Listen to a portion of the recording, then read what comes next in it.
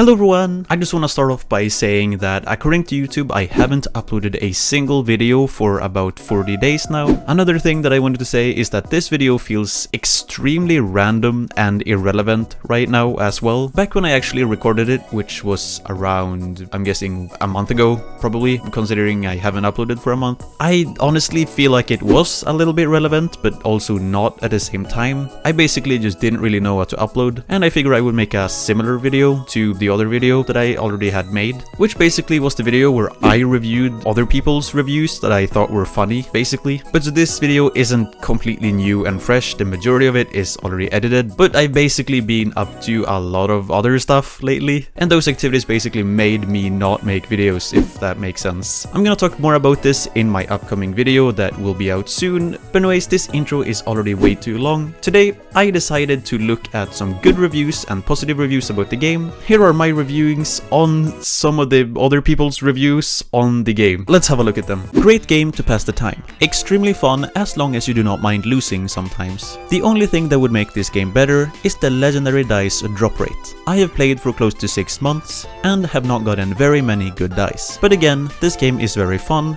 and I would like to see it improve. Definitely worth the download. I personally disagree with the fact that the drop rate is too low, but depending on how you look at it, you could argue that the drop rate is too low on certain chests or in certain events or whatever it might be. Overall, I do honestly think that it's reasonable for the co-op chests, for example, to have a drop rate of 1%, since you will be opening a lot of those chests all at once anyway, and it really isn't that hard to actually get them. So there, for example, I do think that 1% chance is a pretty reasonable drop rate. It honestly isn't all that rare to actually see people get several legendaries in just openings of 10 chests or so, even though you usually have to be quite lucky for that to happen. But in crew battle, for example, the drop rate is extremely low compared to what it actually should be. It used to be higher in the past, but they changed it since then, and now the drop rate really isn't that good any longer. I do know that not a lot of people actually play crew battle, but I do have a feeling that quite a few more people actually would play it if the drop rates for the legendaries would be higher, because then there's an actual good motivation to play that game mode. Nevertheless, I do agree that it's definitely worth the download to try and install Random Dice Defense if you haven't already, but if you're watching this video, I have a feeling that you've probably already played the game a few times already. Where do I begin? My husband showed me this game and it is awesome. It's not for everyone, as this game is more for people who enjoy grinding and competition, which I love. It's a completely unique style of tower defense type games and can be addicting. I also had an issue with my account and the developers were quick to fix it. First of all, it is definitely true that Random Dice certainly is not for everyone, but I do think most people actually could find something in the game that they enjoy, even if they don't necessarily like PvP or competing against others. Co-op is a perfectly good example of this, as you're pretty much going solo every time, or rather helping your opponent, which means that it's just gonna be you and him cooperating, and thereby there really just isn't gonna be any competition in it because you're going in together. But PvP can be a lot of fun if you do like competing against others and testing out your ideas to compete against other people's ideas and etc. Since there are so many different dices in the game, there obviously are a lot of opportunities for you to be creative and come up with new decks. Even if the majority of the decks won't be as strong as the meta decks, they could still work at times, and definitely be a lot of fun to experiment with. The last thing that the user mentions, related to the developers being quick to reply and respond, is something that I definitely do agree with.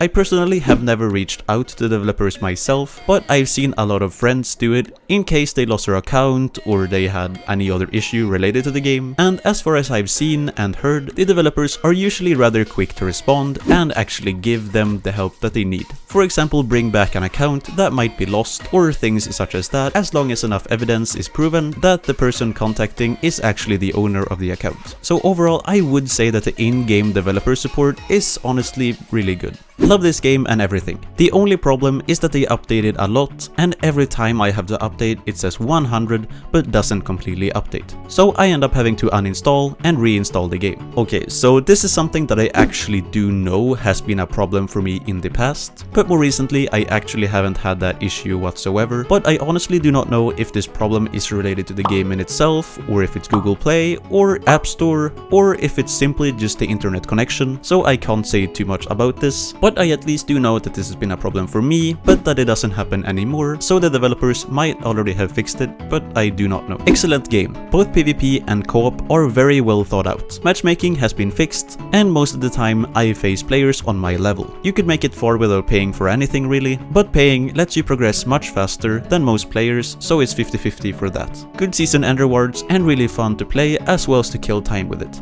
I definitely do agree with PvP and co-op being very well thought out, especially since you even have two different PvP game modes that you can choose from, one with missions and one without missions. I actually do not know if there are that many players in the mission mode any longer, but having the option to play both of them is definitely a good thing. I do personally think that the co-op change is a bit unfortunate since you no longer can face the berserk bosses there, but overall the co-op games definitely are more rewarding, and it is now easier to grind co-op than it ever has been before. Related to paying for things in game, it is usually a lot faster at the early stages of the game when you buy things, and later on it might be as well if they release a really powerful dice that a lot of people end up playing and winning with, which could cause problems for free-to-play players as they might not get their hands on the new dice for quite some time to come. But despite this, with a lot of grinding you can definitely get it anyways if you just put in a lot of time and effort. Simple to play, great structure to get more cards, all the tactics and planning in the world, and you can still get terrible luck sometimes. Very addictive. Would love if in the future they could add a story mode, an evil dice god or a demon or something.